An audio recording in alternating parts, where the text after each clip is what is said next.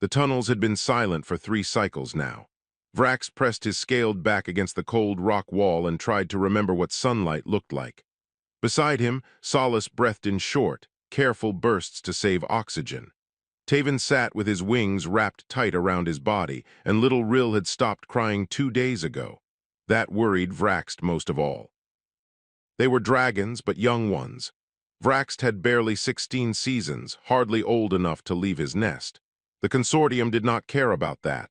They needed workers small enough to fit in narrow mining shafts, and dragon younglings were perfect. Cheap, too, since most families were desperate enough to sign the contracts without reading them. The collapse happened fast. One moment Vrax was chipping at a mineral vein, the next the ceiling came down in chunks.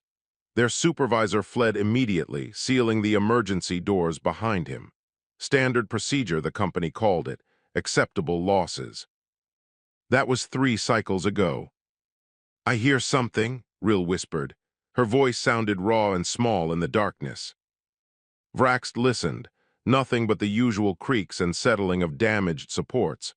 "It is just the rock shifting. Try to rest." "No, I really hear something, like footsteps." Solace lifted his head. "She is right. Something is moving in the main shaft." They all froze. The emergency rations had run out yesterday. They had been melting ice from the walls to drink, but even that was getting harder to find. If someone was coming, it meant one of 2 things. Either salvage crews picking through the wreckage, or consortium security making sure no one survived to file complaints. Neither option was good. A light appeared in the distance. Not the harsh white beams of corporate equipment, but something softer. Yellow, like flame, but steadier. It bobbed as it moved closer, illuminating the destroyed tunnel bit by bit. "Hide," Vrax hissed. He pulled Rill behind a fallen support beam. Solace and Taven pressed themselves into a crack in the wall. The light grew brighter. Footsteps echoed off stone, definitely getting closer. Heavy boots, the kind station workers wore, probably salvaged then. "Hello," a voice called out. Female, speaking standard, but with an accent Vrax did not recognize. "Is anyone alive down here?" None of them answered. Vrax held Rill tighter as she trembled against him. "My name is Carries Wade. I'm a rescue specialist." Vrax. "Nest mother hired me to find her son. If you can hear me, please respond. I am not with the consortium." Vrax's heart hammered in his chest. His mother had sent someone, but that made no sense. She had nothing left to sell, nothing left to trade. The contract had taken everything. The light rounded a corner, and suddenly a human stood before them. She was shorter than Vrax expected, built solid like miners were, with dark skin and hair pulled back in a practical knot.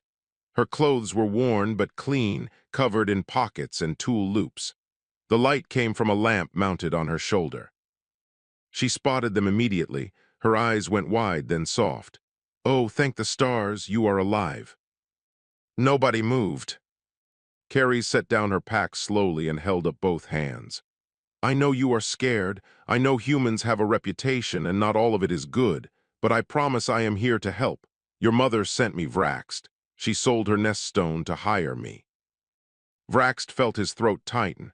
The nest stone was sacred. It was the only thing his mother had left from her own mother. If she sold it, she truly had nothing. He stepped out from behind the beam, pulling Rill with him. "You are really here to rescue us." Carrie smiled, and something about it made Vrax want to trust her. "Yes, all of you. What are your names?" "I am Vrax, this is Rill. Those 2 are Solace and Taven." "4 of you?" Carries looked around at the collapsed tunnel, at the sealed doors, at the precarious supports barely holding the ceiling up. Her smile faded. "Okay, this is going to be complicated." She walked over and sat down cross-legged in the rubble, right there in the middle of the disaster zone like it was the most normal thing in the world. Then she reached into her pack and pulled out ration bars. The good kind, not the compressed nutrition blocks the consortium handed out. "First things first, when did you last eat?" Rill made a small noise in her throat. Carries immediately handed her 2 bars. "Eat slowly or you will get sick. Taven, Solace, come get some food. We have planning to do and you all need energy." They crept forward like they expected a trap. But Carries just kept handing out rations until everyone had some, including herself. She took a small bite of hers while they devoured theirs. "Here is the situation," Carries said calmly. "The main shaft collapsed completely. The emergency exit is blocked by a cave-in. I checked both before I came down here. There is only one way out, and it is going to be dangerous." "What way?" Solace asked through a mouthful of ration bar. "There is a flooded tunnel 2 levels down. My ship is docked on the other side. If we can get through the water, we can get to safety." Vraxt felt his stomach drop. "Dragons cannot swim, we sink." "I know," Carries met his eyes steadily. "That is why I brought diving equipment. I will pull each of you through personally. It will be cold and scary, but I will not let you drown, I promise." Rill's voice was barely a whisper. "Why would you do that for us? You do not know us." Carries was quiet for a moment. Then she said something that Vraxt would remember for the rest of his life. "On Earth we have a saying, you do not leave anyone behind, especially not kids. I came here for Vraxt, yes. But now that I have found all four of you are coming home with me. That is not negotiable." For the first time in 3 cycles, Vraxt felt something other than fear. It felt like hope, strange and fragile in the darkness. This human, this stranger, was promising something no one had ever promised them before. Safety, protection, a way out. Carrie stood and brushed dust off her pants. "Finish eating, drink some water, then we start planning our escape. I did not come all this way to fail now." In the lamplight, surrounded by destruction, 4 young dragons sat with a human who had just walked into their nightmare and called it solvable. The mine was still dark. The danger was still real. But for the first time since the collapse, they were not alone anymore. Carries worked through the night while the dragons rested. She set up portable lights that cast steady white beams across the collapsed tunnel, turning the tomb into something that felt almost like a workspace. Vraxt watched her move from point to point, testing supports, measuring distances, taking notes on a battered datapad. She did not stop, not to rest, not to complain, not even to sit down for more than a minute at a time. Just steady, methodical work like she had done this 1,000 times before. Maybe she had. "Does your mother know you are safe?" Solace asked quietly. He had woken an hour ago and joined Vraxt in watching the human work. "I do not know how to contact her. The communication array was in the section that collapsed first." "Carries will figure it out. She seems like the kind who figures things out." Vraxt nodded. He wanted to believe that, needed to believe it. Carries noticed they were awake and walked over with her datapad. "Good, you are up. I need Solace's help with something. You have mining engineering training, right?" Solace blinked in surprise. "How did you know that?" "Your file. I pulled everyone's records before I came down. Figured it might be useful." She crouched beside them and pulled up a schematic on her screen. "Look at this section here. Can you tell me if these supports will hold if we shift weight to the eastern passage?" Solace studied the diagram carefully. His eyes moved over the lines and measurements, and Vraxt saw his friend's mind working through the problem. "No, the eastern passage has water damage. See these stress fractures. If you put any weight there, the whole thing comes down." "That is what I thought too. So we need to reinforce before we move. Can you help me identify which beams are critical?" "Yes, I can do that." Carries smiled and handed him the datapad. "You just became my assistant engineer. Welcome to the team." For the next few hours, they worked together. Carries would point out a section, Solace would analyze it, and they would decide together what needed to be done.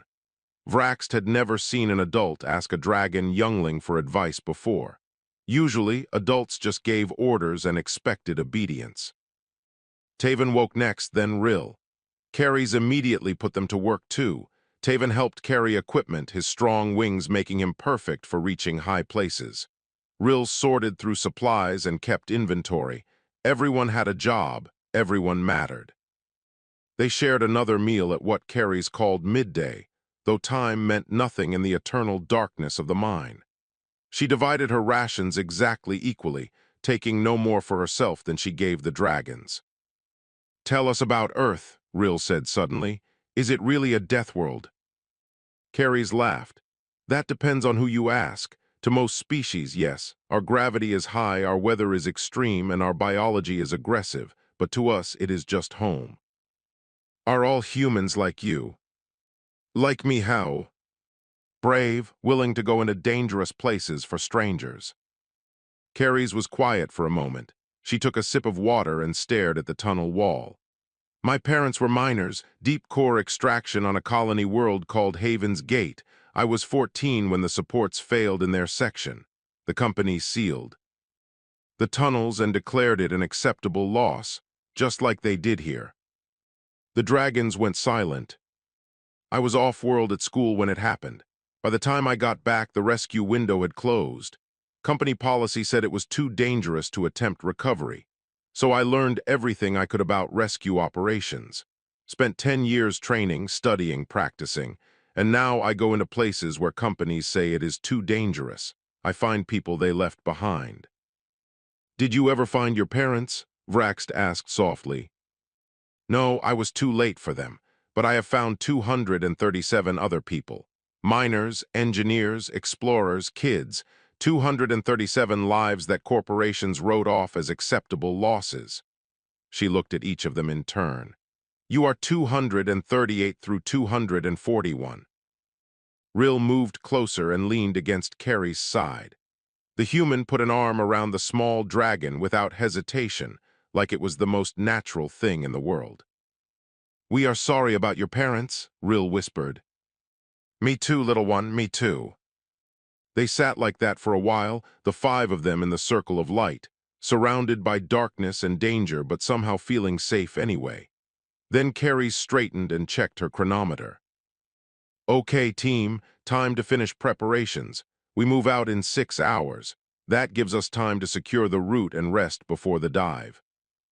"What do we need to do?" Taven asked. "Solace and I will stabilize the passage to the flooded section. Vraxt, I need you to help me organize the diving equipment. Taven, those wings of yours are going to help us check the upper supports for any weakness. Rill, you keep monitoring our supplies and let me know if we are running low on anything critical." They scattered to their tasks, moving with purpose now instead of despair. Vraxt worked beside Carries, learning how the diving harnesses worked, how the oxygen tanks connected, how the tether system would keep them linked together during the underwater passage. "I am scared," he admitted. "Good, fear keeps you careful. It is panic that gets people killed." She showed him how to check the seals on a breather mask. "You trust me, Vraxt?" "Yes." "Then hold on to that. When we are in the water and everything is dark and cold, remember that I have done this before. I will not let you drown. I will not let any of you drown. That is my promise to your mother and I." "Keep my promises." She said it with such certainty that Vraxt believed her completely. This human had walked into a disaster zone alone, carrying hope in her pack and determination in her eyes. She had shared her food, valued their skills, told them her pain, and promised them safety. On Earth, she said, you do not leave anyone behind. Vraxt was starting to understand what that meant. The water was black as void. Carrie stood at the edge of the flooded tunnel, her diving equipment already secured, and looked back at the 4 dragons huddled behind her. They looked terrified, which was reasonable. She was about to ask them to trust her with their lives in the most literal way possible. "Remember what we practiced," she said calmly. "Hold your breath when I signal. Keep your eyes closed if it helps. I will pull you through. The tunnel is about 40 meters long, should take maybe 90 seconds per dragon. You can hold your breath that long, right?" They all nodded, though Rill looked like she might be sick. "Who goes first?" Carries asked, though she already knew the answer. "I will," Taven said. His voice only shook a little. "I am strongest. If something goes wrong, better to lose me than the others." "Nothing is going wrong." Carries walked over and fitted the harness around his chest and under his wings. "But you are brave to volunteer. That takes guts." She checked every strap twice, tested the tether 3 times, and made sure the emergency oxygen supply was accessible. Then she put on her own gear, the rebreather settling comfortably against her face from years of use. "Ready." Taven nodded. His scales had gone pale with fear. Carries took his clawed hand in hers. "Look at me, not the water, me. You are not doing this alone. We are doing this together. Understand?" "Together," he repeated. "Good, deep breath on 3. 1, 2, 3. They plunged into the darkness. The cold hit like a physical blow. Carries felt Taven tense in her grip, his dense body sinking immediately just like she expected. She activated the small propulsion unit on her belt and began pulling them forward through the flooded passage. Her headlamp cut through the murky water, illuminating broken supports and floating debris.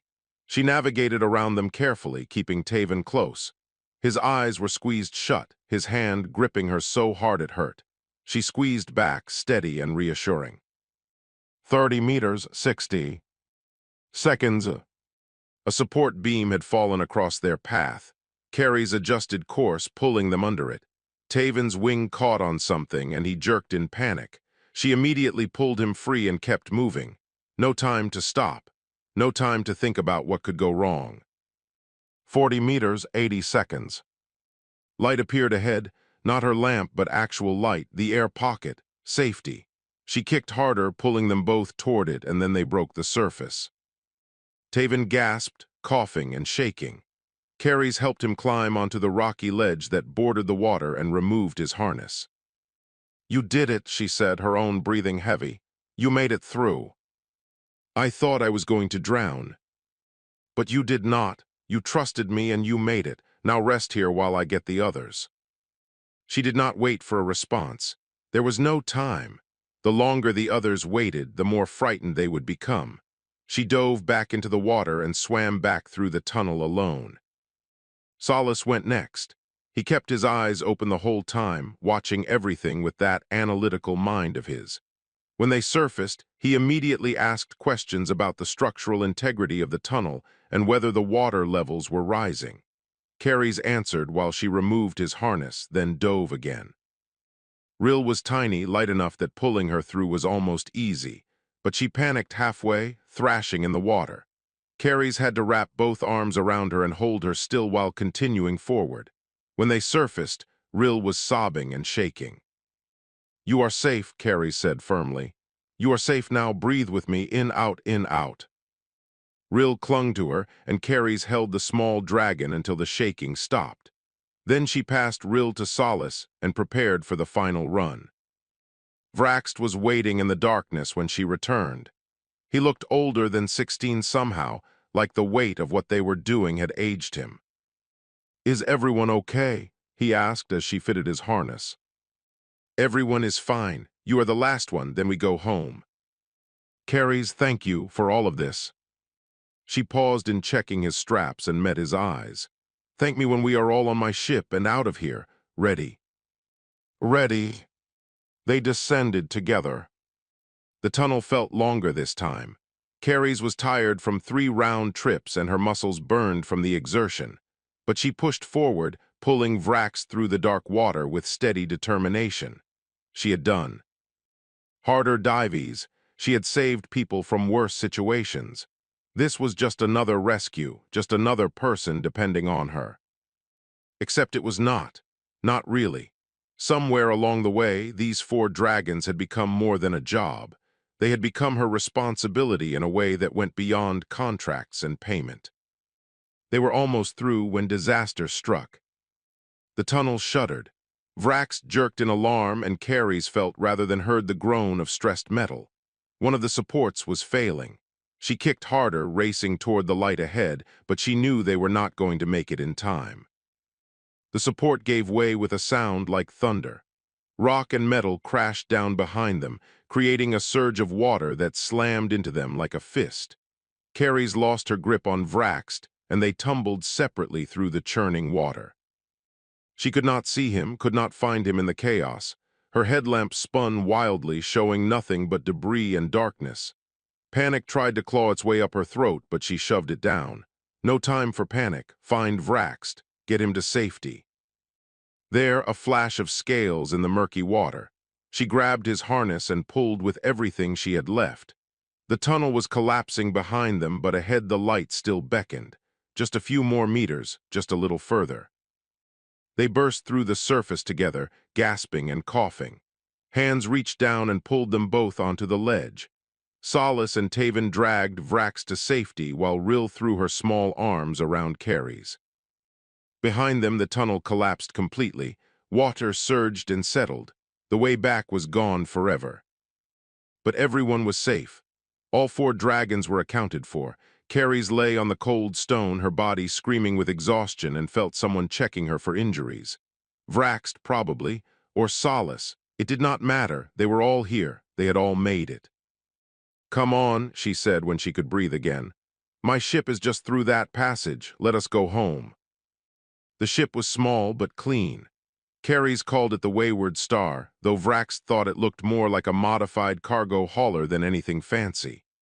There were sleeping quarters barely big enough for one human, a cramped cockpit, a storage bay that doubled as living space, and a tiny medical station. It was the most beautiful thing Vrax had ever seen. Carries got them settled immediately. Emergency blankets for everyone, hot drinks brewing in the small galley medical scanner checking each dragon for injuries. She worked with practiced efficiency, treating hypothermia and minor wounds while simultaneously plotting their course out of the asteroid field. "We will reach the nearest consortium station in 3 weeks, she said, wrapping a heated blanket around Rill. "Long enough for you all to recover. I will contact your families when we are in communication range." "What about you?" Solace asked. "Who pays you for this rescue?" Carries paused for just a second too long. Vrax's mother paid a deposit. The rest does not matter. But it did matter. Vrax saw the way her eyes flickered to the datapad showing ship expenses. He had seen enough mining operation budgets to recognize financial stress when he saw it. "You are operating at a loss," Solace said flatly. "That is my business. You said you came for 1 dragon. My mother could not have paid enough for 4. Carries turned away and started checking medical supplies. "Like I said, on Earth you do not leave anyone behind. The money will work itself out." She did not want to talk about it anymore, so they let it drop. But Vrax filed the information away. This human had bankrupted herself to save them. That was worth remembering. The first few days on the ship were strange. The dragons were used to cramped mining barracks and constant work schedules. But Carries ran the Wayward Star differently.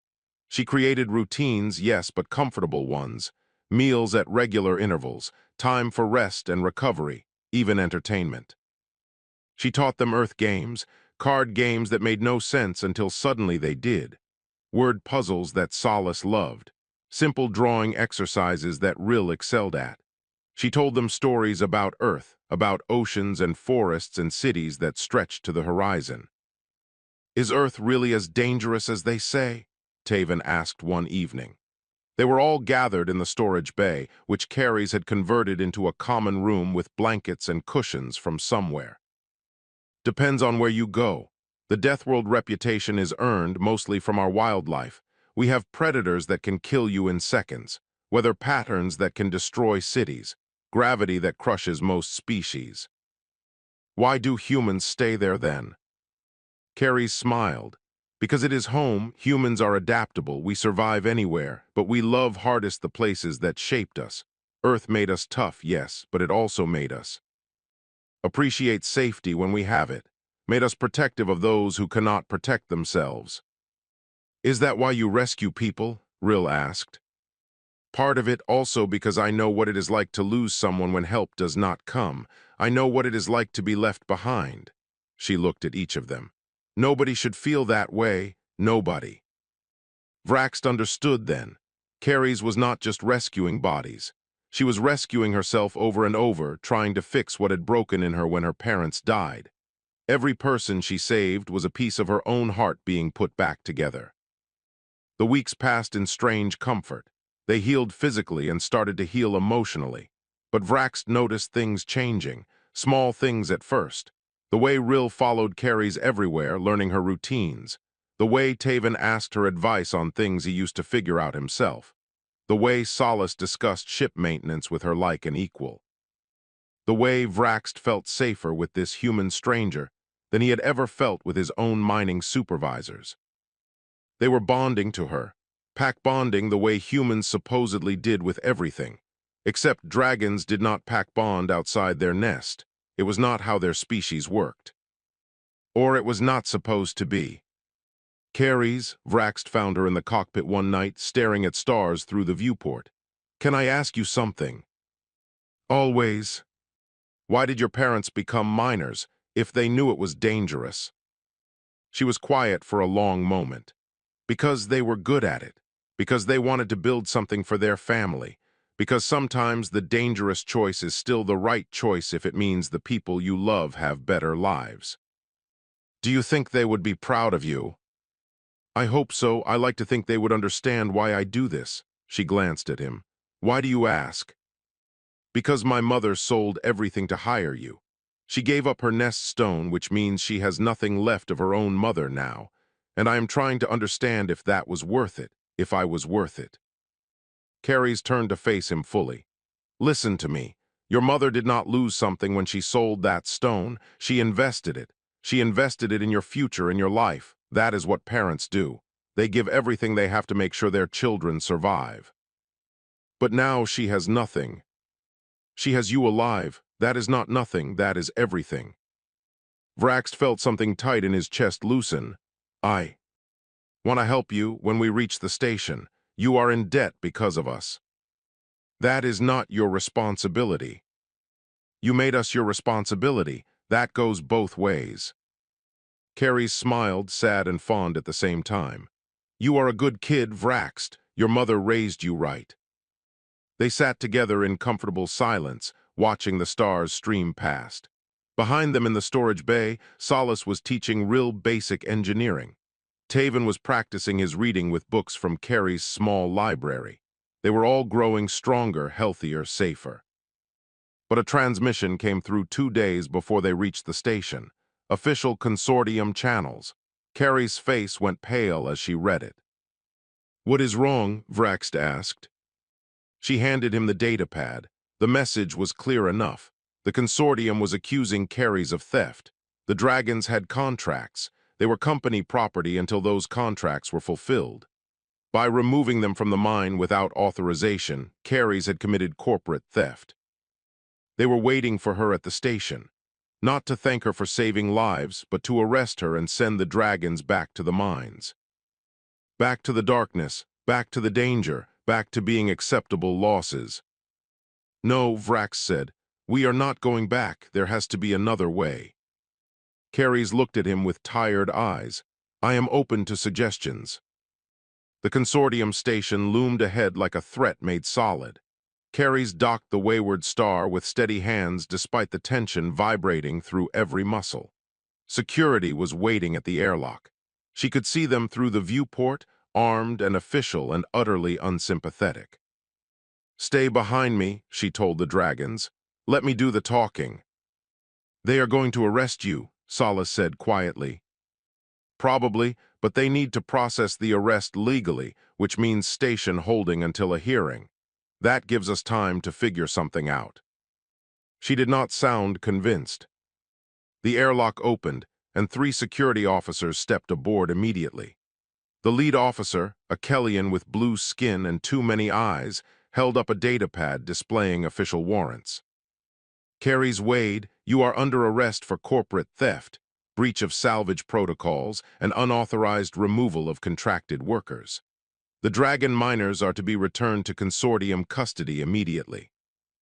"Those Dragon miners have names," Carries said coldly. "And they almost died in that mine. The consortium abandoned them. The situation was deemed an acceptable operational loss. Your interference has disrupted legitimate business operations." "My interference saved 4 lives. 4 contracted workers who will now be returned to fulfill their obligations." Vraxt felt something snap inside him. They had been free for 3 weeks. They had learned what safety felt like, what being valued felt like. They had started to heal. And now these officials wanted to send them back into the darkness like nothing had changed. No, he was done being an acceptable loss. "Invoke guardian law," Vrax said loudly. Everyone turned to stare at him. The security officer looked confused. "What?" "Guardian law, it is ancient dragon legislation written into our planetary constitution. It supersedes corporate contracts." Vrax stepped forward, his heart's pounding but his voice steady. "I invoke guardian law and claim Carries Wade as my chosen nest guardian." Solace caught on immediately. "I also invoke guardian law. I claim Carries Wade as my guardian." "Same," Taven said, moving to stand beside them. "Carries Wade is my chosen guardian." Rill was crying, but she said it anyway. "My guardian, I choose Carries." The security officer looked between them in disbelief. "You cannot just claim a human as your guardian. Your families have legal claim." "Guardian law allows any dragon to choose their nest guardian when their birth nest has failed to protect them. The consortium abandoned us in a collapsed mine. Our birth nests could not afford to buy out our contracts. That constitutes failure of protection. We are legally permitted to choose a new guardian, and we choose Carries Wade." Carries looked shocked. "Vrax, you cannot do this. Guardian law means you give up your birth families. You would be choosing me over your own nests." "No," Solace said.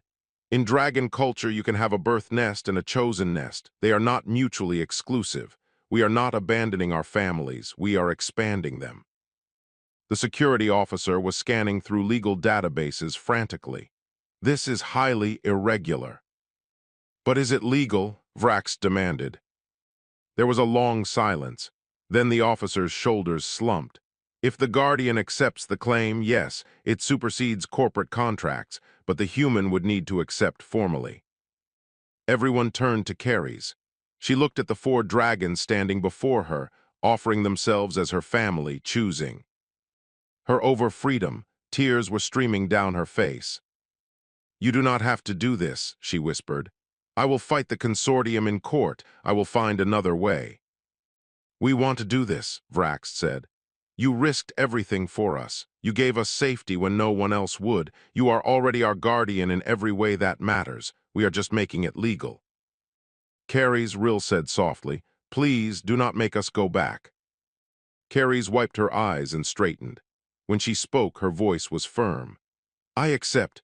I claim these 4 dragons as my chosen nest. I will protect them, provide for them, and honor their trust in me. By human tradition and dragon law, they are mine and I am theirs."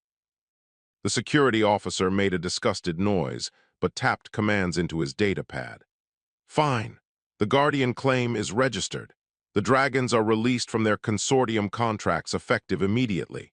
Carries Wade, you are no longer under arrest for theft since the dragons are now legally your dependents and you had parental authority to remove them from danger."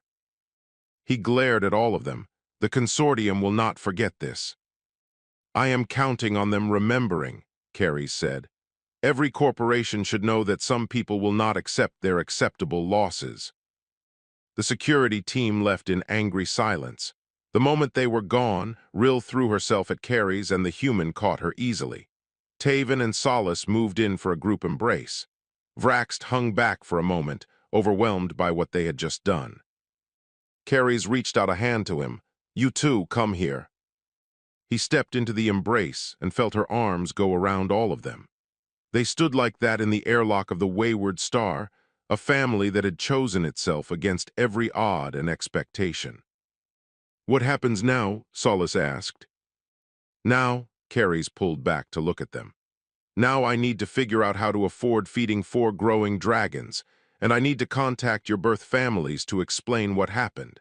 And I need to find us somewhere to live because this ship is way too small for all of us long-term."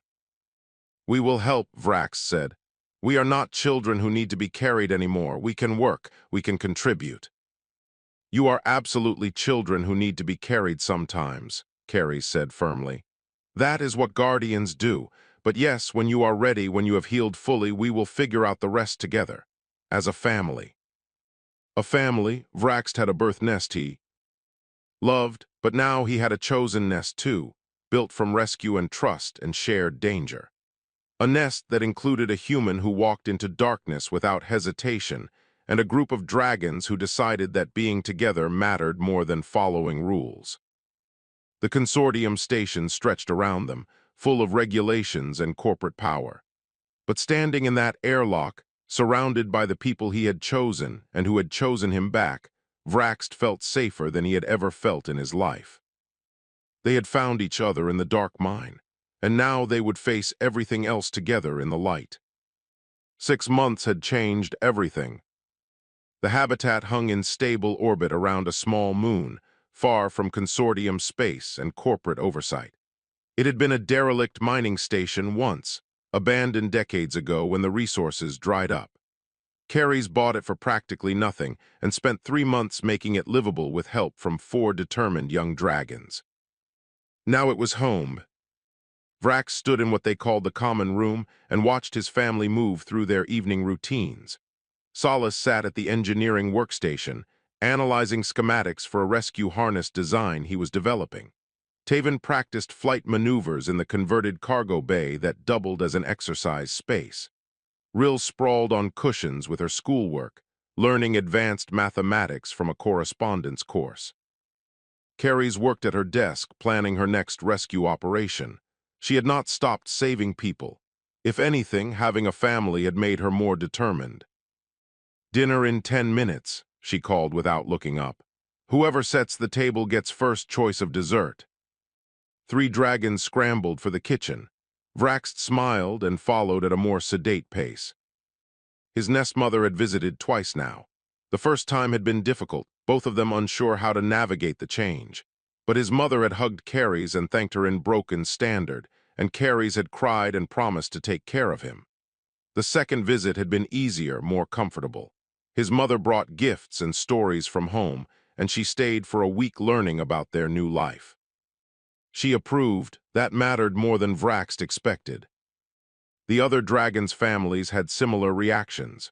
Relief mostly that their children were safe and thriving. Some sadness at the distance, but also pride in what their younglings had chosen. Because they were thriving, all of them. Solace was enrolled in advanced engineering courses and already getting offers from universities. Taven had discovered a love of piloting and was working toward his commercial flight certification. Rill was excelling at every subject they put in front of her, already talking about becoming a rescue specialist like Carries. Vraxt himself had found purpose in rescue coordination. He worked with Carries on mission planning, using his mining experience to assess dangerous situations. They made a good team. But the family was growing beyond just the 5 of them. A young dragon named Frost had shown up 3 weeks ago, referred by one of the families they had helped. She had nowhere else to go after her nest mother died. Carries had taken her in without question, expanding their quarters and adjusting schedules. Then came Copper and Sky, siblings who had escaped a labor contract similar to what the original 4 had faced. They heard about Carries and found their way to the habitat. Now there were 7 dragons, and 1 human living in organized chaos. "I need more beds," Carries muttered at dinner, "and probably a bigger ship for supply runs." "We could convert the lower storage bay into additional quarters," Solace suggested. "I have been running the calculations. It is structurally sound." "That would take money we do not have yet." "Actually," Vrax said carefully, "we do. I have been managing the rescue operation finances while you were out last week. 3 of the families we helped made donations, and the Galactic Rescue Cooperative wants to offer you a contract for consultant work." Carrie stared at him. "You have been managing the finances." "Someone had to. You are very good at saving people and very bad at charging them appropriately." He slid a datapad across the table. "I created a sliding payment scale based on family means. Those who can afford it pay more. Those who cannot pay less or nothing. But enough people can afford it that we are actually operating in the black now." She looked at the numbers in disbelief. "This is real." "I double-checked everything," Solace confirmed. "Vraxt is right. We are financially stable for the first time since he started tracking." Carries put her face in her hands. When she looked up, she was laughing and crying at the same time. You learned accounting to save my rescue operation. You learned diving to save us, Vrax said simply. This is what families do. Rill tugged on Carrie's sleeve. Does this mean we can get the good synthesizer food, the kind that does not taste like recycled protein? Yes, troublemaker, we can upgrade the food supplies. The table erupted in cheers. After dinner, they gathered in the common room like they did most evenings. Carries taught them a new Earth game involving strategy and careful planning. Frost struggled with the rules, but Copper helped her patiently. Sky fell asleep halfway through, exhausted from flight practice. This was their life now, chaotic, busy, full of learning and growing and supporting each other. They were not a traditional family by any species' standards, but they worked. Later, when the younger dragons had gone to bed, Vraxt found Carries on the observation deck. She stood at the viewport, looking at stars like she always did when she was thinking hard. Thank you, he said quietly. For what?